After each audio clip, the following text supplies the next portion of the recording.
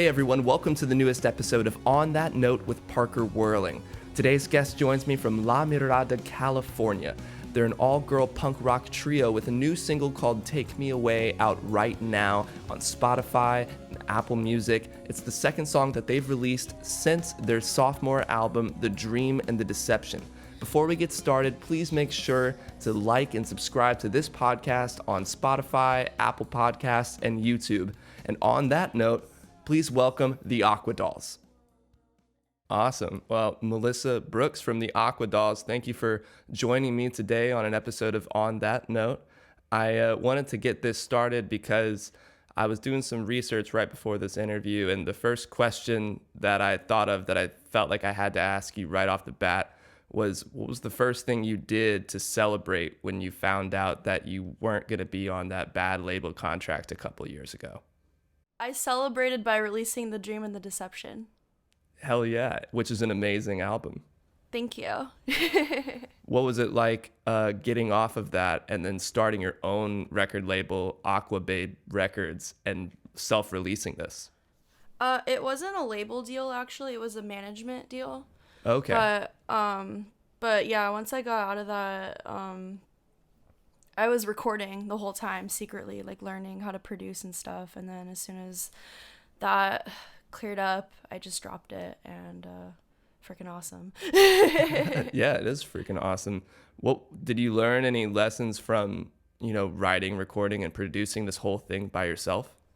Yes, I learned everything from scratch. Like, I didn't know anything about anything and was just going off of YouTube tutorials, learning how to produce on GarageBand. And at the time, I didn't know what I was doing. I thought to mix a song, you had to throw like 5 compressors on each track and like blow out the sound. And then like, I didn't know how to mix at all. But that's what ended up coming out on Spotify just because I was excited, and it had been 5 years since the band's last album, and I was just really itching to get something out. So that's what happened. And then I ended up remastering it a year later for the CD release. But yeah.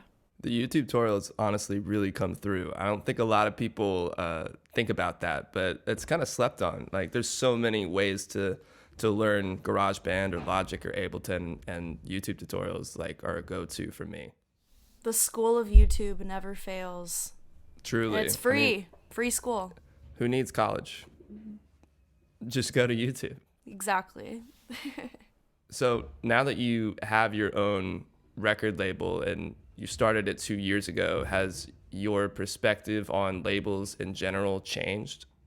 I don't know. As of right now, I like being independent just because I can release music whenever I want to. There's no rules. And maybe in the future, I could be down to sign to a label, but I haven't found anything that I really want to do other than just do it independent right now, just because I've been on a roll dropping stuff. So speaking of on a roll, you released Take Me Away, your newest single, on October 9th. And it's a great song. What was the writing and recording process for that? Was it different at all compared to The Dream and the Deception? So different. I mean, The Dream and the Deception was my solo, me just playing every instrument and doing that all on my own. And then my bandmates, Jackie and Kayla, joined probably a few months after that, I want to say. After I started recording that, at least. And then for Take Me Away, it took 6 months almost, I want to say, to actually record it just because of coronavirus. We had the idea, we've been playing Take Me Away, we always covered it on our tours last year, and we thought it would be fun to cover it and record it for real, because we did a TikTok, and then the TikTok of the 15-second clip of us playing it went viral. It got half a million views or something, which was crazy because I wasn't big on TikTok or anything. I had a couple hundred followers, and then somehow it blew up for us, and I was like, okay, we need to hop on this and we need to do a legit cover. And just with social distancing and stuff, it was really hard at the beginning of lockdown to meet up, and we were kind of emailing back and forth, and Kayla was emailing her bass lines and I was doing my guitar stuff, but the hard part was Jackie's drums. And it took a few months to figure out how to get them recorded because I only have this microphone and I've never recorded live drums in my life. So we did quite a few trial and errors. All were errors. None of them worked out. And then she had a friend that helped her record the drums. And then he sent the stems over to me. And then I did my magic and added some like synths and stuff like that. But it finally came together in like September. And then we did like the little music video for it in October. Drums are such a beast to record. It's not easy So at hard. all. No, there's like 10 different, I don't even know anything about drums, but there's like 10 different pieces you have to microphone. I'm like, I have this one. I sing and I program drums. I don't know how to record drums, but her friend came through. So yeah, that was cool. That's awesome. Yeah. For the drums, do you remember if they had multiple mics? Do you remember what the setup was? No, I think they only had 2 microphones, honestly, because he sent me like everything all in one. And I was like, can you send the stems like individually? And he was like, no, this is it. It's like, nope. Figure it out. It's not super clean. It's not as clean as we all wanted it to be, but we recorded this on a budget for free with friends and ourselves. So that's how it ended up being. Right. I think that is such a blessing for anyone, but especially you guys. Like the sound that you guys have created so far sticks out regardless of like how clean everything is. You know, it's punk rock. It doesn't have to be crystal clear. And the rock just comes through in all your songs, honestly. Thank you. I love to rock. I was watching your rockumentary before this show and Oh my God, I was watching it the other day too and I was crying. Just reliving all those amazing moments. It made me want to go on tour with you guys. You should come. You're more than welcome to next time. I'll just come be a groupie. Yeah, please. We would love that. I would love to. What do you miss most about touring? Oh God, everything. I miss all of the grimy, dirty bits, and I miss all of the great bits. I miss the people, first and foremost. I miss performing for human people. Like I've been doing these Zoom shows every other Saturday night. I DJ on Zoom for Subculture Party, and it's really rad because there's like over 300 people usually that come, and you can see them all on their little screen. But I miss the real life interaction. I miss the moshing and the sweating and the crowd surfing and all of that good stuff. That is something I really miss. And I miss like meeting people and like traveling and getting to interact and see the different types of people that show up and meeting them. That's definitely the most favorite part for me that I miss. And it's been really weird in this apocalyptic universe we live in now. Yeah, you can't really replace that genuine human interaction with Zoom calls, you know what I mean? But Yeah. You gotta do what you gotta do. Yeah, I'm doing what I can do. I'm doing all I can do right now. But yeah, I definitely miss all the people and the humans. Do you have any advice or just interesting lessons you learned on tour that you would give to other musicians to be like, if you're going on your first tour, make sure to do this or don't do that? Sleep as much as you can. It's very hard to get sleep. You're going to be in a van for many, many hours every day. I think we were in a van. Sometimes like we would be in a different state almost every single day.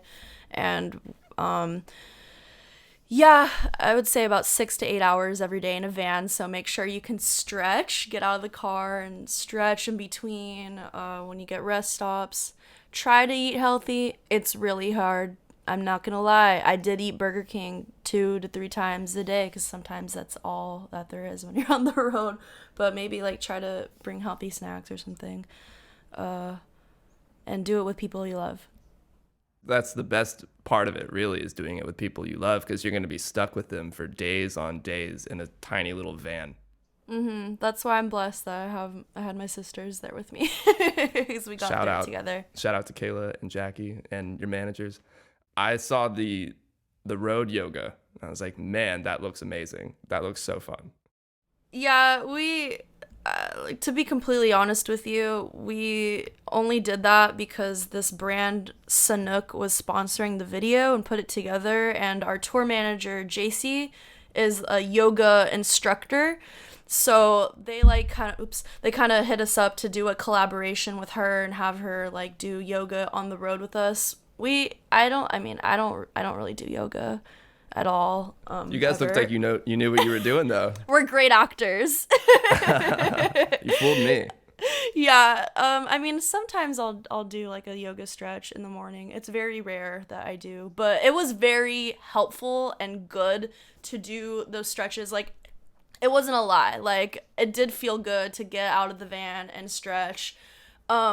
When we didn't have JC on tour with us, like the leg after that, like the 2020 tour, we did not stretch. We did not do shit. We didn't do anything. Did your body feel completely different? You're like, God, I feel so old. Yes, it was bad. I was in so much pain, and like, we should have done it. We should have taken our own advice that we gave in our documentary. Well, shout out to JC for leading you guys in a nice yoga session. Big shout out to JC. She's still doing her yoga stuff on Instagram too, so go off, legend. Go off. So, because it's Christmas time, I have to ask about Mrs. Claus, your punk rock Christmas song. I'm going to be jamming it all month. There's no doubt. But one question I had was, when you were writing it, did you know it was going to be a Christmas song, or did the lyrics kind of come as it happened? You know what I mean? You're like, oh, I guess this could be a Christmas song.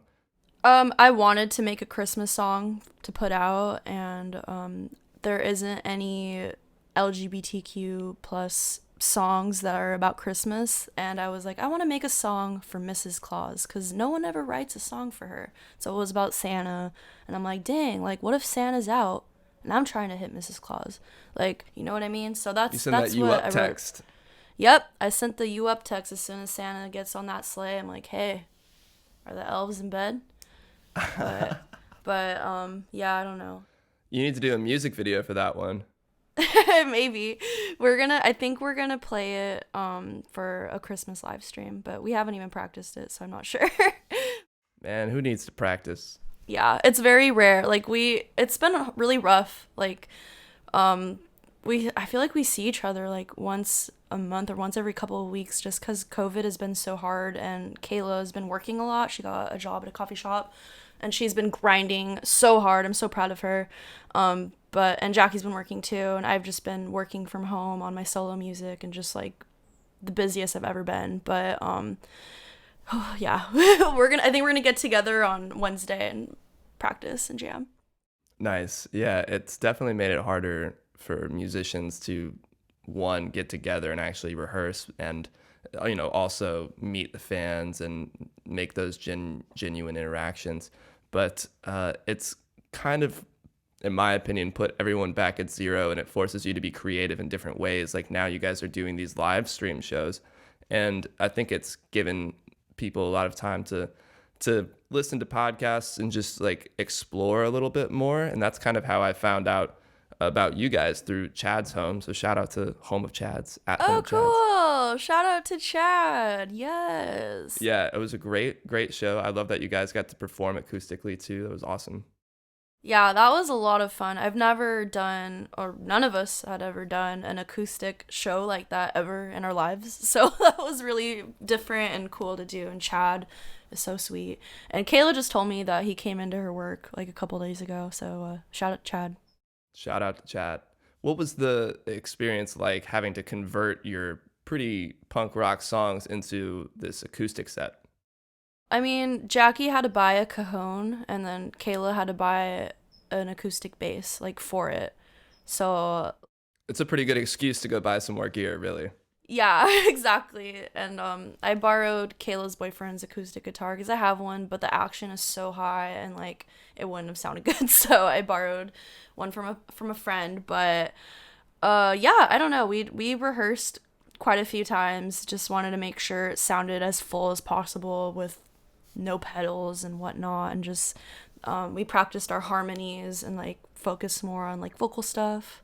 Well, that's going to take us over to the last 5 here. I'm just going to ask you 5 quick questions and then we'll be done. Okay. So question number 1 is, in the studio or playing live? Live. I had a feel, I mean, I already knew what it was before I asked you, but I had to get it out there. But I do love recording, and I've been doing that a lot lately. So both. Why not? Sorry. What's your favorite what's your favorite part about recording? Because I know your favorite part about playing live now. My favorite part about recording is making something from scratch and not really knowing where you're going to go with it, but freestyling lyrics.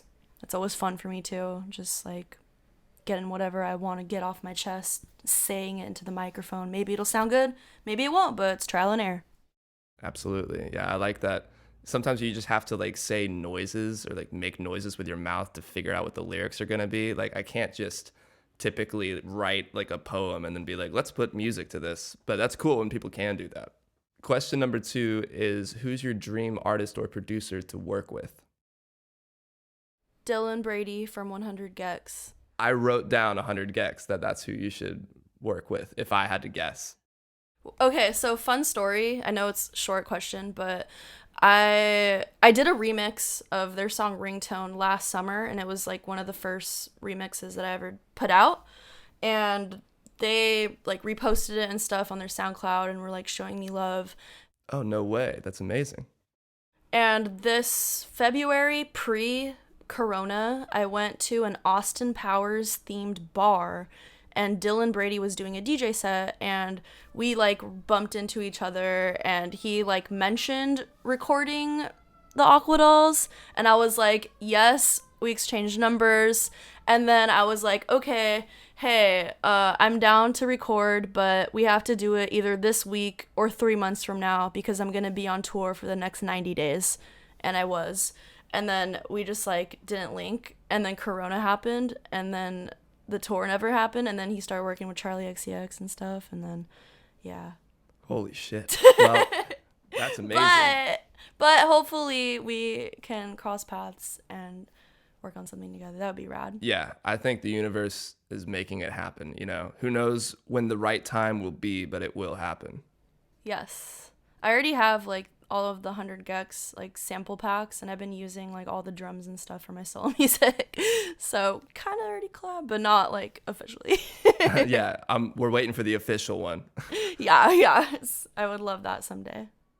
So question number 3 is, what's on your musical rotation right now? Honestly, I mostly just play hyperpop. Yeah. I play like a lot of Food House, Dorian Electra, Charlie XCX.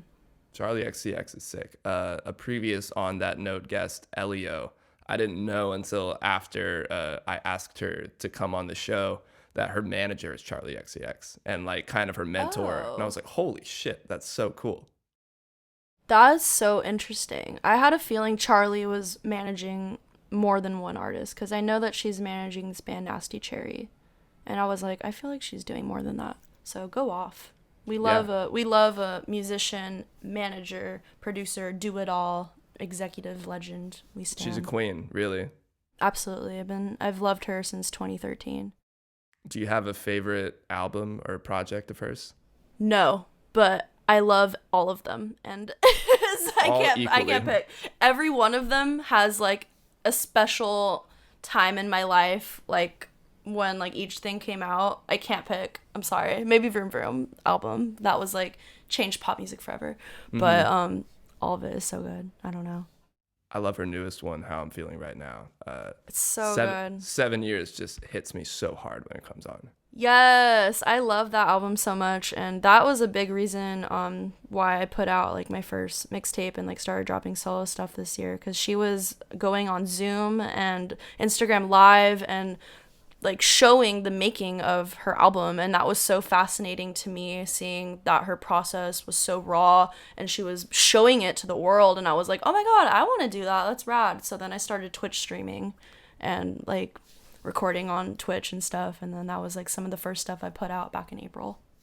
It's so interesting that musicians and artists are being so much more open right now with their process, because I mean, even a few years ago, the idea of like, you know, ruining your secrets and showing how you made a song would be like, you know, blasphemy to especially like labels. You know, I feel like they wouldn't want you to do that because it might tarnish your status as like a, you know, a celebrity. But nowadays, like, people just want to know they want to know you. They want to get to know your process, and it's so cool. And there's so many artists that are aspiring and want to do stuff, and I feel like when artists like Charlie XCX go live and they show their process, it inspires people. Like, it inspired me, and I'm sure it inspired so many others to just like try shit out and try working with other people online. And that has been a really big thing that I never had done ever in my life until this year, was collaborate with different artists via email, and like me recording in my room with this little microphone and then bouncing stems and then getting emails back and forth, and then they become beautiful songs. It's so wild to me, and I'm just really grateful for the internet. So it's been weird with coronavirus, like being at home, but I'm also very grateful for that. I've been able to record and collaborate with so many different people from around the world that I wouldn't have been able to do had it been lockdown. It's amazing what we can do with the technology at our fingertips, and there's not really an excuse to not make your art or not be creative. It's like we have so much opportunity, even if all you have is like, an iPhone. You have GarageBand on there. You have email, so you can do stems. I mean, Instagram, so you can start basically, a hub for people to go to. It's pretty amazing. Totally. So question number 4 is, what do you think is a perfect album front to back? Oh my God, I need to open up Spotify. I don't know. Do it. What have I been listening to? Oh, okay. Well, Dorian Electra's My Agenda is a perfect album front to back. No skips. Every song is so good, so powerful, so just produced so well. I've been listening to that a lot lately. The Food House album has no skips at all. It's so good, so upbeat, makes me feel like I'm dancing in a rave. And then Sorry for Being Famous, Alice Gas is another no skip album for me. I don't know that last one. I've heard of, I know Dorian Electra and Food House, but I don't know who that third artist is. They're from Texas. They're like pretty new. I mean, I think they came out, like started putting stuff out last year, but I just discovered them like when quarantine was starting and became obsessed. And what's the name of the band? Alice Gas. It's one person. Alice Gas. Cool. Is that like hyperpop stuff as well? Yeah. Like very like dance, reminiscent of early 2000s or even like mid 2000s MySpace revival, like almost. I'll have to go check it out. I love Career Boy by Dorian Electra. I think that's a great fucking song. Career Boy. Yes. The music video is so good. They always have such good visuals too. Yes. The music video is sick. I forgot about that. They always smash like glasses on their head. And like every video, it's like a different kind of glass being smashed. I don't know. I love it. Great. Shout out. That's rock and roll. Yes, So, very. Last question is, before we get out of here, if you could put together the ultimate all-girl punk supergroup, who would be in it? Am I going to ruin my thing if I turn my camera? No, not at all. Okay, so... Who do we got here? We got Gwen Stefani. Nice. Gwen, that's perfect. She's an icon.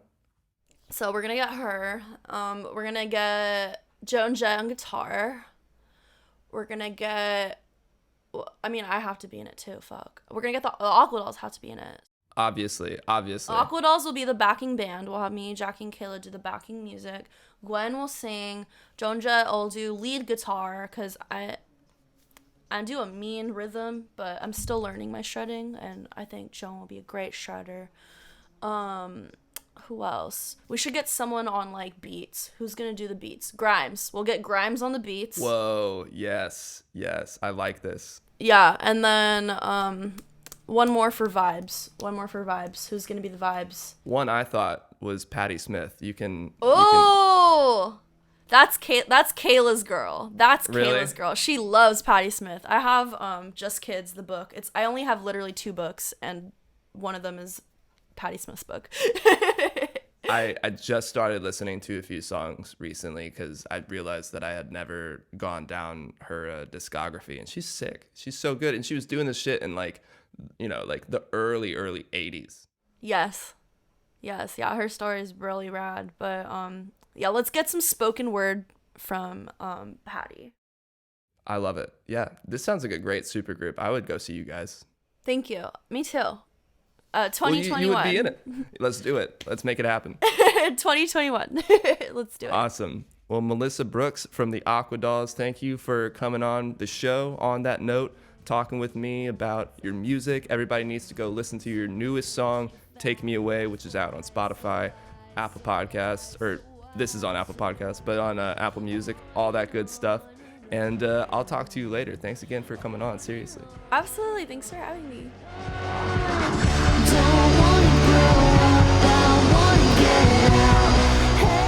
Thank you again for joining me for another episode of On That Note with Parker Whirling.